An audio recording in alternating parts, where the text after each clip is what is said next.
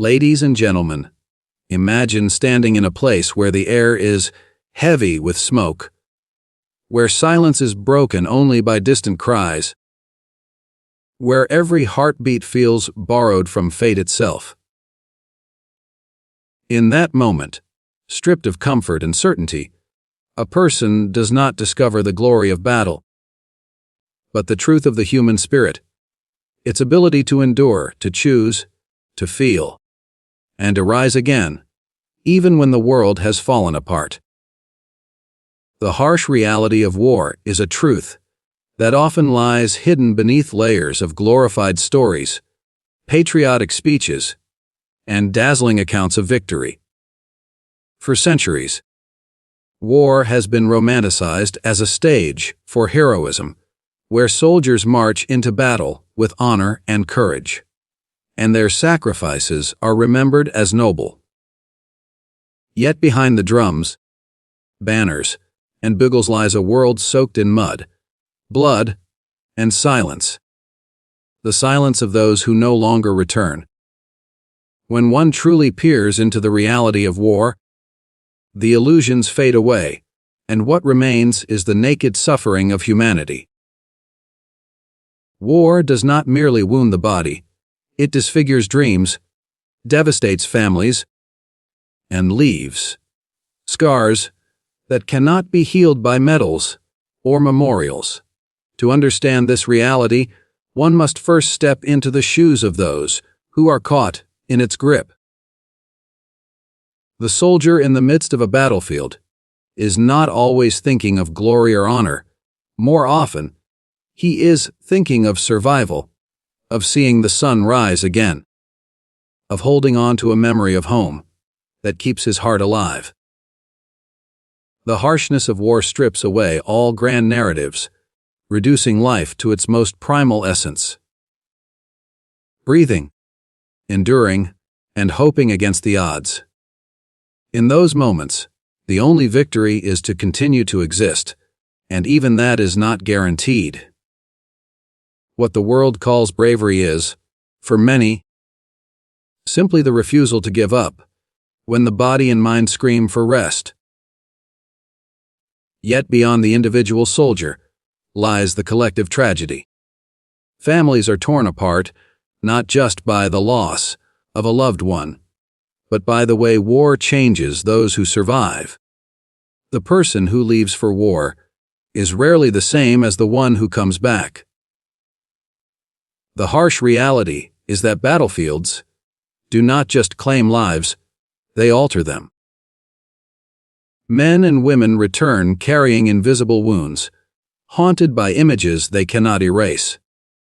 In their silence, their heavy eyes, and their sudden startles, one reads the truth that war never truly ends for those who endure it.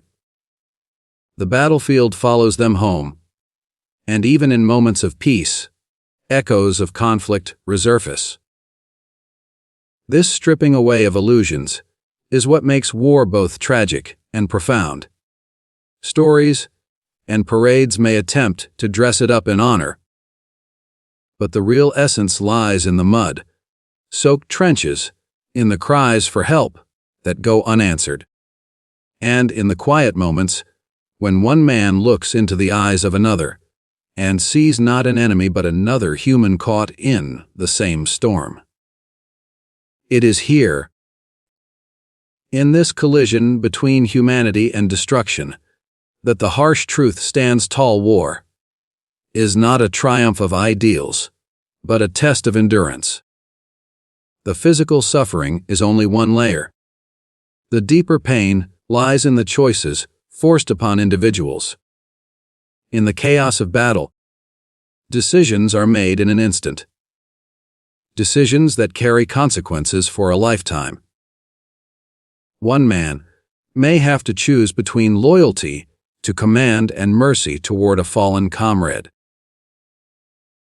Another may have to sacrifice his own safety for the sake of those beside him. These are not choices wrapped in glory. They are choices that weigh down the soul. They reveal the cruelty of war, not only in its violence, but in its demand for moral sacrifices that no one should ever have to make. It is easy for those far from battlefields to speak of strategy, numbers, and victories. They see the lines on maps, but they do not see the trembling hands of a soldier dressing his friend's wounds, or the pale face of one who knows he will not see another dawn. This distance often breeds illusions, the kind that portray war as a chess game or a noble cause.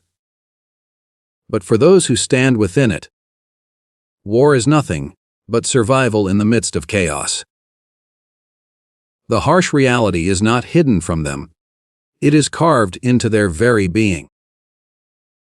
To reflect on this reality is not to diminish the courage of those who fight, but to honor it truthfully. Real courage is not found in the fantasy of unbroken triumph, but in the ability to face what is most terrifying and continue onward. The battlefield is not a painting of victory. It is a mirror that shows humanity at its most fragile and, paradoxically, its most enduring. In recognizing the harsh truth, one can see that the true lesson of war is not about how nations rise or fall, but about how individuals endure the unbearable, carry the weight of their scars, and find meaning in the midst of devastation. Courage in cruel circumstances is not the kind of courage often celebrated in songs and speeches. It is not the dazzling display of a soldier charging into battle with banners flying or the dramatic victory captured in paintings. True courage is quieter, more intimate, and often unrecognized. It is the strength to rise when the body is broken, to make a decision when the heart is torn, and to hold on to one's humanity when surrounded by cruelty and despair. In the thick of war or any brutal circumstance, courage does not shout, it whispers, and its voice is heard only by those who endure it. When men and women are thrown into environments of fear, destruction, and hopelessness, the human instinct is often to retreat, to curl into the shell of survival. Yet there are those who, even in such harsh conditions, choose to step forward instead of back. They are not fearless. Fear grips them just as tightly as anyone else. What makes them courageous is their refusal to let fear decide their actions. They act despite trembling hands, despite the pounding of their hearts, and despite the weight of uncertainty.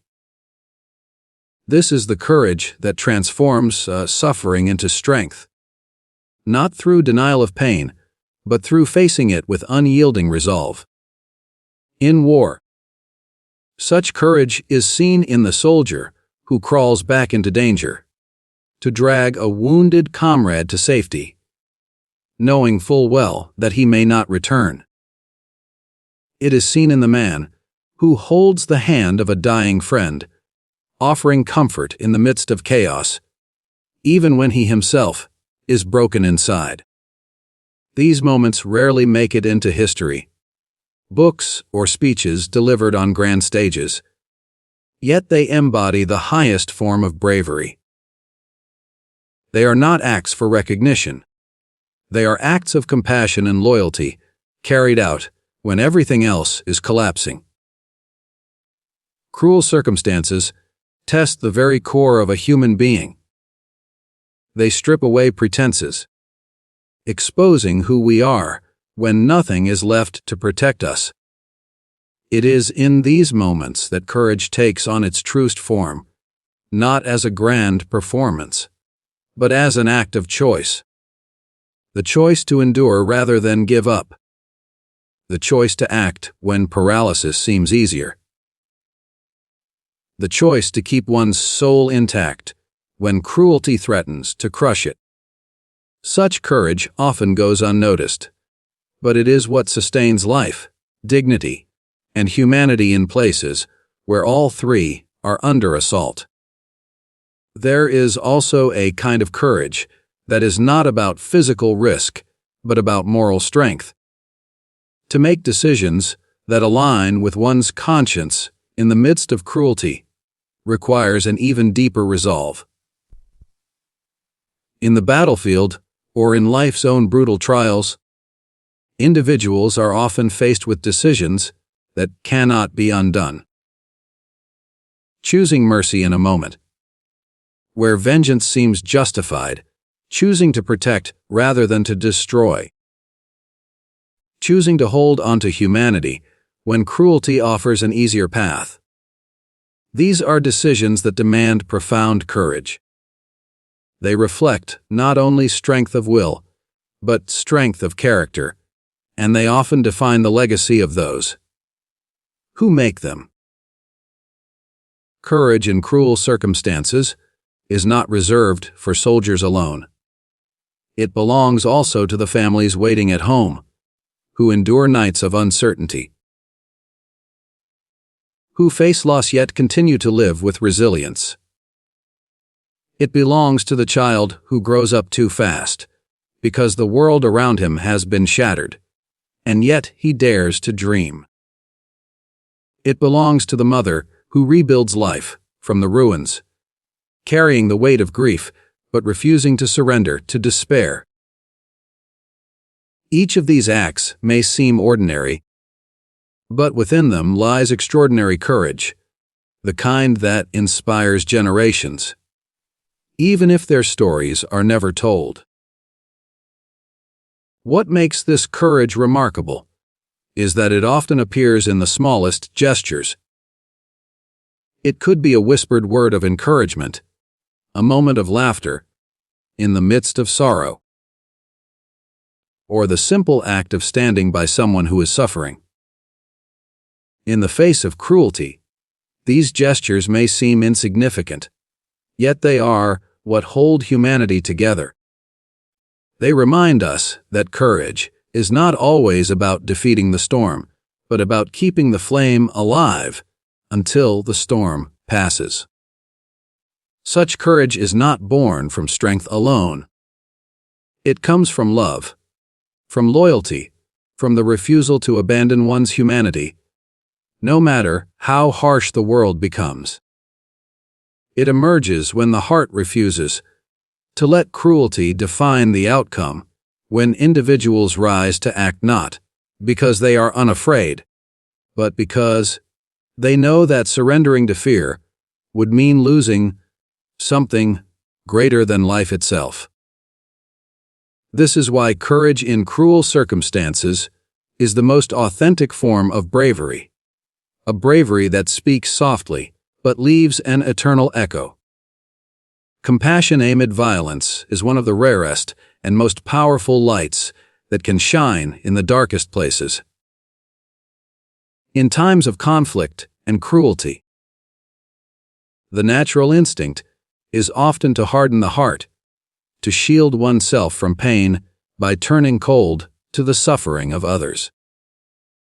Yet history and lived experience show us that even when violence surrounds people, compassion can emerge like a flame that refuses to be extinguished. It is not the absence of pain or fear, but the decision to see another human being not as an enemy, not as a burden, but as someone worthy of care.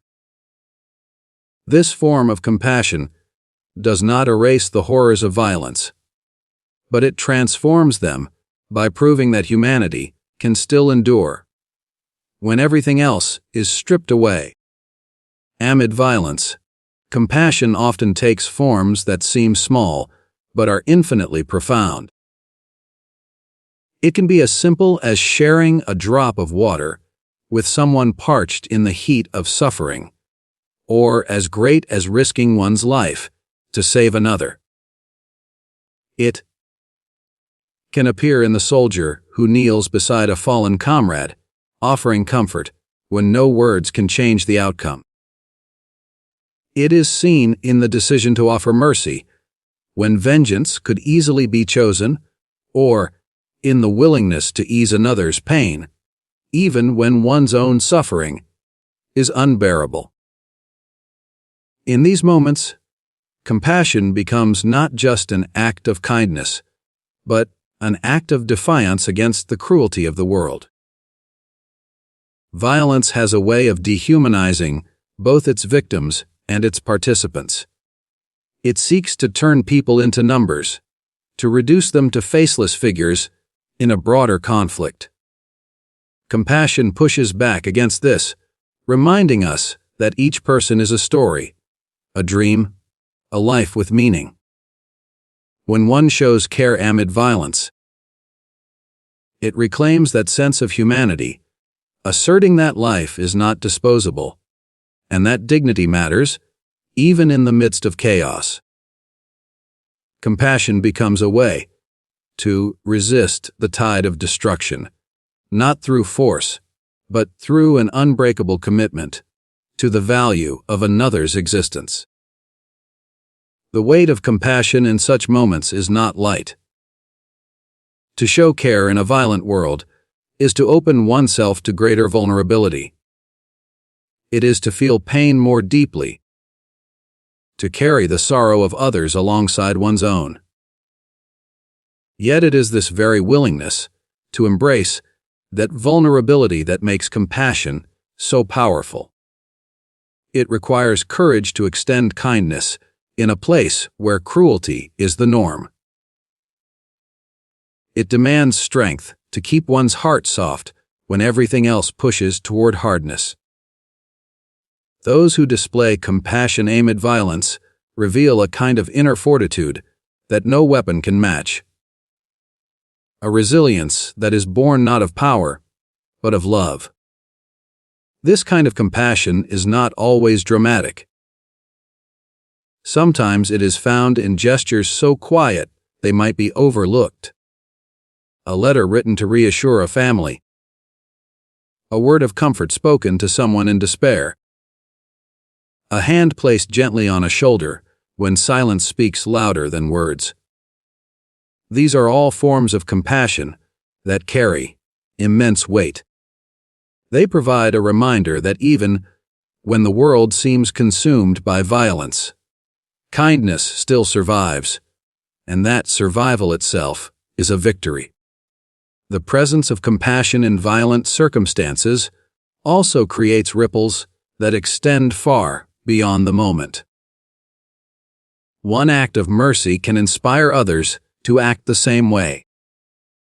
One demonstration of humanity can soften hearts that had begun to grow cold. Compassion has the ability to break cycles, to remind people that the essence of life is not destruction but connection. In the long run, it is often these small acts that rebuild shattered communities and help survivors to find meaning after tragedy. In every story of violence, there are hidden stories of compassion that speak louder than the noise of battle. The nurse who tends to both friend and foe alike. The soldier who refuses to abandon a wounded stranger. The villager who hides refugees despite personal risk. All these acts are living proof that even when humanity is threatened, it never completely dies. Compassion becomes the bridge between survival and hope, a bridge that leads people from despair back toward dignity. What makes compassion amid violence so extraordinary is that it cannot be forced. It comes from within, from the deep recognition that every life carries value, and that cruelty can never truly erase the bonds of shared humanity. It is a choice, and in choosing it, individuals demonstrate that even the harshest violence cannot rob them of their essence. Compassion becomes both shield and weapon. Not a shield of steel, but of heart. Not a weapon of destruction, but of preservation. It keeps alive the truth that love, even when wounded, is stronger than hate. The weight of choices in moments of crisis is one of the most profound burdens a person can ever carry. Life often offers time to reflect, to weigh options, to consider outcomes, but in the midst of chaos, that luxury disappears. In war or in any moment of sudden upheaval, choices come fast, urgent, and irreversible. They are not simply about one's own survival, but often about the lives of others. About the moral compass that defines who we are when everything else is stripped away. These choices linger long after the moment has passed, shaping memory, identity, and legacy. The battlefield, whether literal or symbolic, does not forgive hesitation, yet it never spares those who make their decision either. Every choice comes with its own heavy price. In such moments, the human heart and mind are forced into conflict. Reason may argue one path, while emotion pulls in another. A soldier may see a wounded comrade and feel the instinct to save him, while logic screams that turning back would mean certain death. A leader may know that ordering an advance will cost lives, but holding back might doom the mission and lead to greater losses. These are not neat dilemmas with clean answers. They are brutal tests of values and priorities. To carry the weight of these decisions is to live with the knowledge that no matter what one chooses, there will be consequences, and often those consequences are measured in lives. The true difficulty lies not only in making the choice, but in living with it afterward. The memory of what was done, or not done, echoes long after the noise of battle has ended. Those who chose mercy may wonder if they should have been firmer. Those who chose survival may wrestle with guilt for leaving others behind. This is the silent aftermath of crisis. The battlefield shifts from the outside world to the inner landscape of the soul. The weight of choices presses down like an invisible burden, one that can shape a person's entire existence. Some carry it with pride, believing they did what honor demanded. Others carry it with sorrow, unable to silence the question of what might have been. Yet, within this weight lies the true measure of character. Crisis reveals not who we pretend to be, but who we truly are. When time is stripped away, and decisions must be made in the blink of an eye, the heart speaks louder than the mind. Some may act out of fear, others out of duty, and still others out of compassion. Each choice leaves a mark, not only on the outcome of the moment, but on the very soul of the one who chose. It is in these moments that humanity shows its rawest form, whether in strength, weakness, sacrifice, or self-preservation. There is also a paradox in these choices. Often, what appears to be the smallest decision can have the largest impact. A single act of mercy may inspire courage in others. A single hesitation may lead to disaster. The ripple effect of choices in crisis is unpredictable, stretching far beyond the moment itself. This uncertainty adds to the weight, for those making the decision rarely know how far reaching its consequences will be. It is only later, sometimes years or decades after the event, that the true impact becomes clear. By then, the choice is unchangeable, frozen in time as part of one's history. In the face of such weight, some may despair, believing the burden too heavy to bear. Yet there is a deeper truth.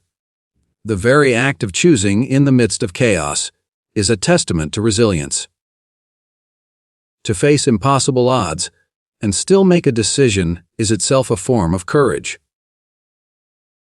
It shows a refusal to surrender to paralysis, a willingness to act when inaction might feel safer. The outcome may not always be favorable, but the act of choosing asserts one's agency, one's humanity, in a world that seeks to strip both away. The weight of choices in crisis is not meant to be light, for it is in their heaviness that their meaning is found. To choose is to accept responsibility, to acknowledge that one's actions matter, that life is not just a tide carrying us helplessly, but a path we shape moment by moment. The burden may remain, but within it lies strength, wisdom, and the reminder that even in the darkest hours, we are defined not by what happens to us, but by how we respond.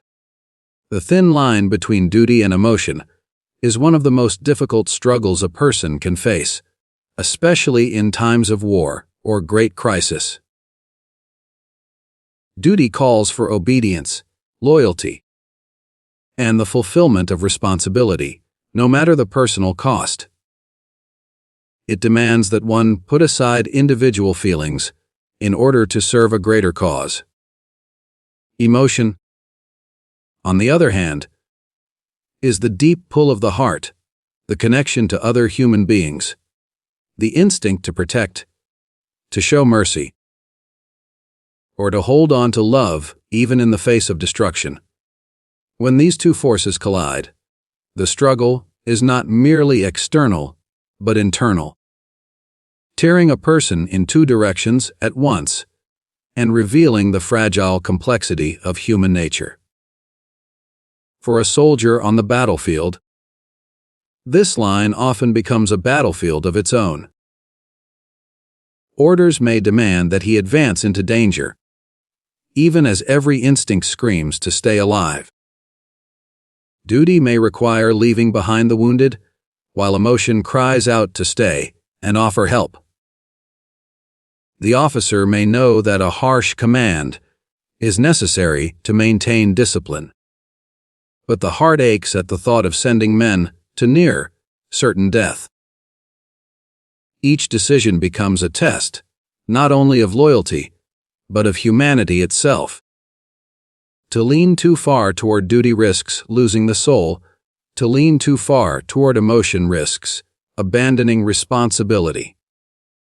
The balance is precarious, and the consequences are immense. This conflict does not belong only to soldiers. Families waiting at home feel it too. A mother who sends her son to serve fulfills her duty to country. Yet her heart is torn with fear for his life. A leader who must decide the fate of a people carries the weight of duty, but within his private moments feels the heavy toll of the human lives affected by his choices.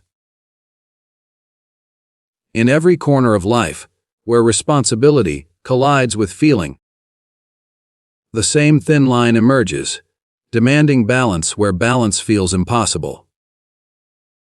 What makes this struggle so powerful is that neither side is inherently wrong. Duty is necessary for structure, for the survival of communities and nations, for the fulfillment of promises that hold societies together. Emotion is necessary for compassion, for the preservation of humanity, for the bonds that make life meaningful. To abandon one entirely for the sake of the other would leave either a world of cold obedience, without love, or a world of reckless passion, without order. It is the tension between them that defines the human experience, and walking that line requires wisdom, strength, and sacrifice. In the most extreme circumstances, this line becomes painfully visible. A soldier may be faced with a comrade suffering in agony, with no hope of survival. Duty might dictate moving forward, focusing on the mission, ensuring that the greater objective is not lost. Emotion may demand staying behind, offering comfort, even choosing mercy over the cold efficiency of orders. Such moments reveal the essence of the human struggle, the heart yearning for compassion, the mind insisting on responsibility, both pulling with equal force. The choice made in that instant defines not only the outcome, but the soul of the one who decides. Yet it is not always a matter of choosing one over the other. Sometimes the greatest strength lies in finding a way to let duty and emotion coexist, even if imperfectly. A leader who issues difficult orders can still do so with compassion, acknowledging the cost of sacrifice rather than hiding from it. A soldier who follows commands can still carry love for those beside him, offering moments of humanity even within the harshness of battle.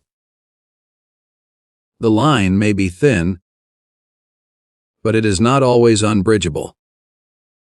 It can be walked carefully, with awareness that both duty and emotion serve a purpose, and that neglecting either diminishes what it means to be truly human. The thin line between duty and emotion is not limited to war.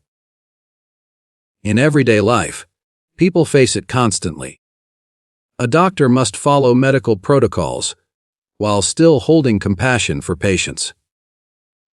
A judge must uphold the law, even when emotions cry for leniency.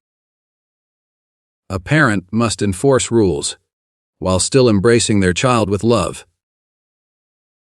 These struggles may not be as dramatic as those on the battlefield, but they reflect the same fundamental conflict, the heart, and the obligation, forever in tension, demanding careful navigation. What makes this struggle meaningful is that it reminds us of the depth of being human. To feel the weight of both duty and emotion is not a weakness, but a testament to care and responsibility. It shows that we are not machines bound only to logic, nor creatures guided only by instinct, but beings capable of balancing responsibility with compassion. The thin line may never grow wider, and the struggle may never disappear, but walking it with courage and awareness allows one to honor both obligation and humanity, even when the world demands impossible choices. Resilience and meaning beyond war is perhaps the most vital lesson drawn from the chaos of conflict. War, by its nature, seeks to destroy not only bodies and lands, but also hopes, dreams, and the spirit of those who live through it. Yet history shows us again and again that even when the world is shattered, people find ways to rebuild, to endure, and to create meaning from suffering. This resilience is not the absence of pain or the denial of loss. It is the strength to stand up with scars, to carry forward the lessons carved by hardship, and to transform tragedy into a foundation for growth. The resilience of those who have faced war is not always loud or celebrated. Often, it is quiet, steady, and unseen. It is the soldier who comes home broken in body but refuses to let despair define him. It is the widow who takes the fragments of her life and builds a future for her children, refusing to let grief consume her. It is the community that rises from ruins, brick by brick, with determination to create life again, where destruction once reigned.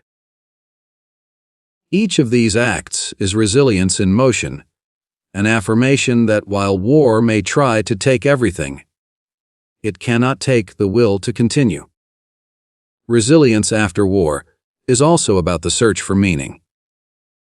Without meaning, suffering becomes unbearable. Those who endure violence often ask themselves why they lived when others did not, why they carry memories that never fade, why they survived at all. These questions can crush the spirit, if left unanswered.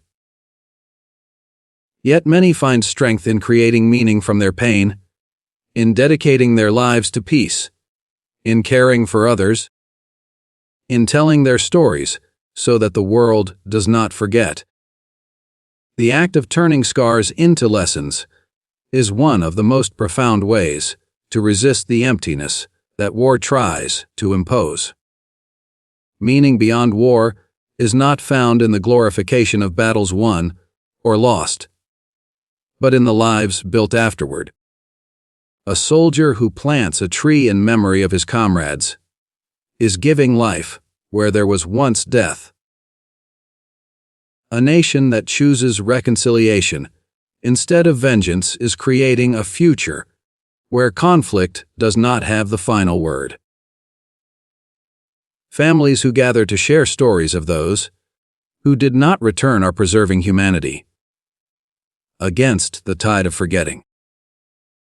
Each of these actions reflects the truth that meaning is not in destruction itself, but in what rises from the ashes. Resilience is not about forgetting the past, but about carrying it wisely. Those who have lived through cruelty know that scars remain, yet they refuse to let those scars define only suffering. Instead, they let them become reminders of strength, compassion, and the value of peace.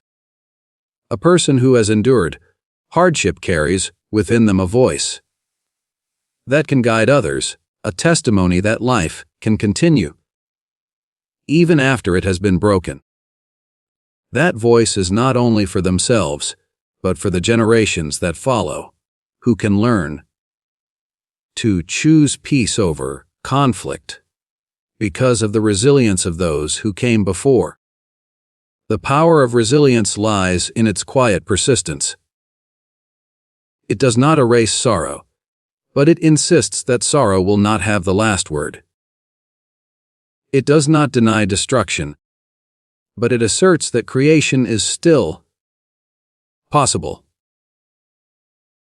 Resilience is the rebuilding of homes after devastation, the laughter that returns after years of silence, the courage to love again after loss. It is the belief that no matter how dark the night has been, there can still be a dawn worth waiting for. Finding meaning beyond war also requires reimagining identity. Those who have lived through violence are not only survivors, they are carriers of wisdom. Their stories, their endurance, and their choices become lessons for the world. They show that even in the most broken places, the human spirit can rise. That life can be more than what was destroyed. And that peace is not an absence of conflict, but a deliberate creation born from resilience. The resilience that carries meaning beyond war is ultimately a gift not only to those who embody it, but to all who witness it. It reminds the world that suffering is never the final chapter, that the human will to endure, and to create meaning is stronger than destruction. War may tear apart the present, but resilience writes the future, and in that future lies the possibility of peace, of renewal, and of life rebuilt on the strength of those who refused to be broken. The lessons carried through these reflections reveal a truth that transcends war itself. The harsh reality strips away illusions. Courage shines in the cruelest of circumstances. Compassion proves that humanity survives even in darkness. Choices remind us of the weight of responsibility The thin line between duty and emotion teaches us balance, and resilience shows us that life continues and meaning can be forged even from devastation. Together, they form not just a story of conflict, but a story of the human spirit, its endurance, its strength, and its unyielding capacity for hope. If war exposes the worst of what we can do to one another, then our response to it, our courage, compassion, and resilience, reveals the best of what we can be. The final message is clear. Though destruction may come, it is never greater than the human will to rise, to heal, and to create a future brighter than the shadows of the past. Like and subscribe to our channel DreamChase to watch the next video.